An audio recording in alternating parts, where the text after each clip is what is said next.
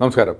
നമ്മുടെ ഒരു ഓർഗനൈസേഷനിലൊക്കെ നമ്മുടെ ടീം മെമ്പേഴ്സിന്, എംപ്ലോയീസിന് മണി സ്കില്ല് പഠിപ്പിച്ചു കൊടുക്കേണ്ടത് എല്ലാ ഓർഗനൈസേഷൻ്റെയും ഒരു സീരിയസ് ഉത്തരവാദിത്വം തന്നെയാണ്.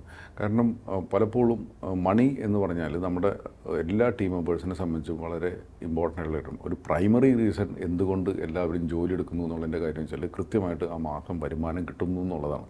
അപ്പോൾ നമ്മൾ ഏതൊരു ടീം മെമ്പേഴ്സിനെ നമ്മൾ നോക്കുകയാണെങ്കിൽ ക്ലിയറായിട്ട് നമ്മൾ മനസ്സിലാക്കേണ്ട ഒരു കാര്യം വെച്ചാൽ ഇവർക്ക് പൈസ കിട്ടിക്കഴിഞ്ഞിട്ട് ഇവർക്ക് അത് കൃത്യമായിട്ട് ഉപയോഗിക്കാൻ പറ്റുന്നുണ്ടോ? കൃത്യമായിട്ട് ഉപയോഗിക്കാൻ പറ്റിയില്ല എന്നുണ്ടെങ്കിൽ it's A problem four organisation.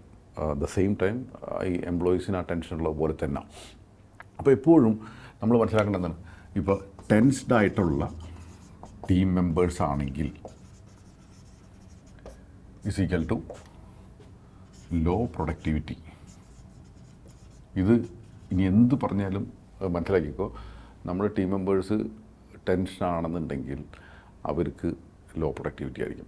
അപ്പോൾ ഈ എന്തുകൊണ്ട് ഈ ടെൻഷൻ വരുന്നു?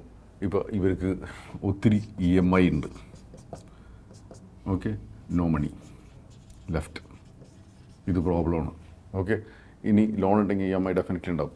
അപ്പോൾ ഒരു മൊബൈലിന് ലോൺ വാങ്ങും, കാറിന് ലോൺ വാങ്ങും, ബൈക്കിന് ലോൺ വാങ്ങും, വീടിന് ലോൺ വാങ്ങും. ഇതെല്ലാം കഴിഞ്ഞാൽ ഇവർക്ക് വലിയൊരു പ്രശ്നമാവണ ഒരു സിറ്റുവേഷൻ ഉണ്ടാവും.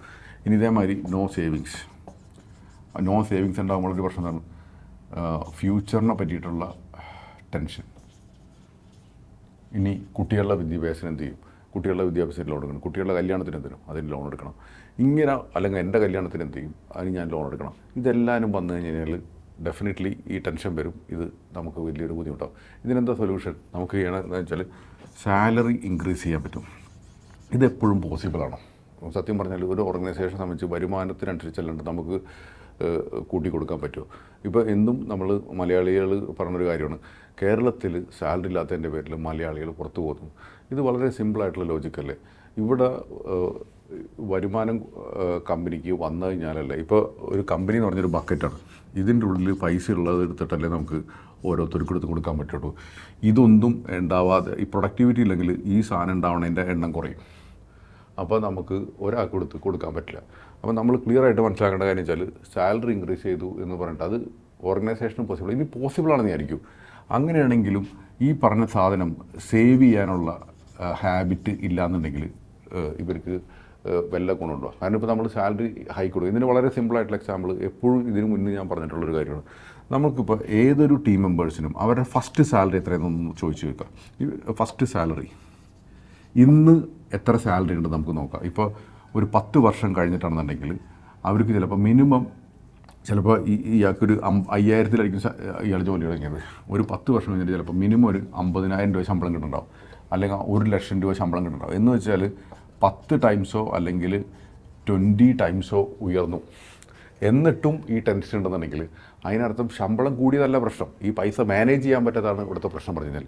അപ്പോൾ ഈ മാനേജ് ചെയ്യാനായിട്ടുള്ളൊരു സൊല്യൂഷൻ ഉണ്ടാക്കി കൊടുക്കാത്തോളത്തോളം കാലം ഇവർക്ക് എത്ര പൈസ കൂട്ടി കൊടുത്തിട്ടും കാര്യമില്ല. നിങ്ങൾ ഇൻസെൻറ്റീവ് കൊടുക്കൂ, ബോണസ് കൊടുക്കൂ, ശമ്പളം കൂട്ടി കൊടുക്കൂ, പിന്നെയും ലോൺ എടുക്കും, സേവിങ്സ് ഉണ്ടാവില്ല, ഇത് പിന്നെയും പ്രശ്നമാണ്.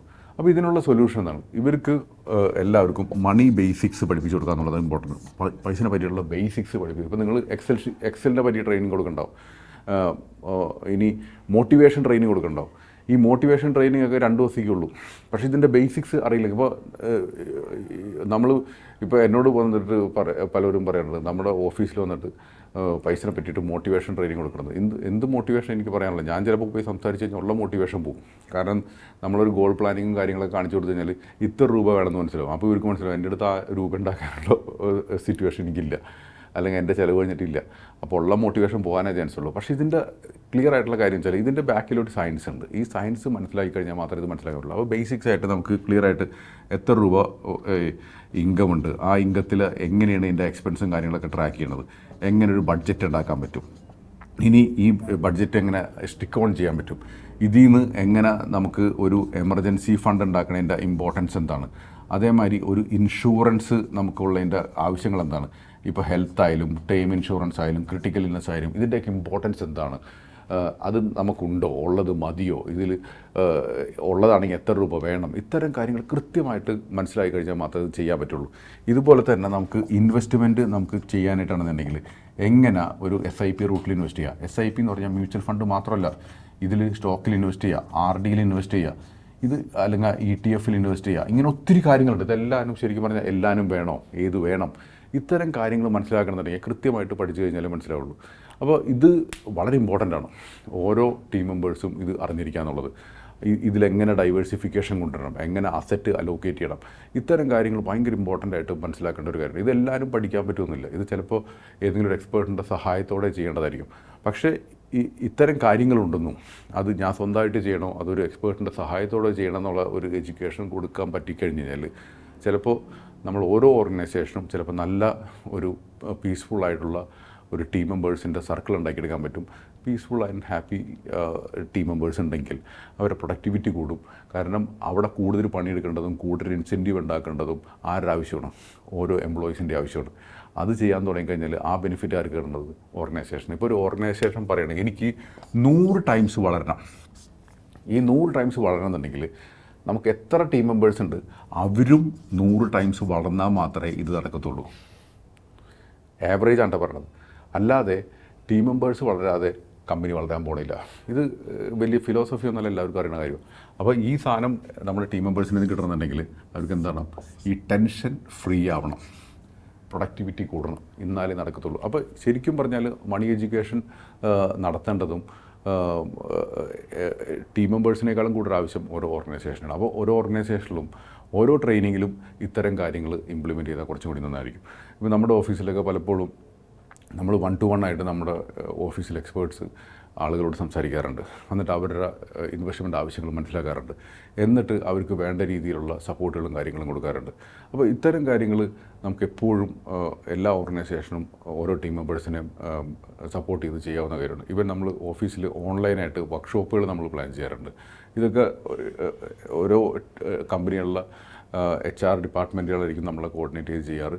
പലപ്പോഴും നമ്മൾ അങ്ങോട്ട് കോർഡിനേറ്റ് ചെയ്തിട്ട് ചെയ്യാറുണ്ട്. പക്ഷേ എപ്പോഴും നമ്മളങ്ങോട്ട് കോർഡിനേറ്റ് ചെയ്ത് നമ്മളങ്ങോട്ട് പല ഓഫീസിലും വിളിക്കുമ്പോൾ പലപ്പോഴും പറ്റിപ്പോണ കാര്യം വെച്ചാൽ അത് പലപ്പോഴും പോസിബിൾ അല്ല. കാരണം വെച്ചാൽ ഓരോ ഓഫീസിലും അവരുടേതായ വർക്കും കാര്യങ്ങളും അവരുടേതായ കുറേ പ്രയോറിറ്റി ട്രെയിനിങ് ഒക്കെ ഉണ്ട്. അപ്പോൾ ഇത്തരം കാര്യങ്ങൾ പലപ്പോഴും ഒരു ലോ പ്രയോറിറ്റിയാണ് വരുന്നത്. അപ്പോൾ എപ്പോഴാണോ നിങ്ങൾക്ക് ഇത് പ്രയോറിറ്റിയാണെന്ന് തോന്നുന്നത് ആ സമയത്ത് നമ്മുടെ ഓഫീസിൽ വിളിക്കാം, you can take the support. ഇതെല്ലാവർക്കും ഉപകാരപ്രദമായി തന്നെയായിരിക്കുന്നു. നിങ്ങൾക്ക് ഇത്തരം വീഡിയോസ് ആരെങ്കിലും ബെനിഫിറ്റ് ചെയ്യണമെങ്കിൽ അവർക്കും ഷെയർ ചെയ്താൽ നന്നായിരിക്കും. അപ്പോൾ നമുക്ക് അടുത്ത ഒരു ടോപ്പിക്കായിട്ട് അടുത്ത ദിവസം ഇനിയും കാണാം. Thank you so much.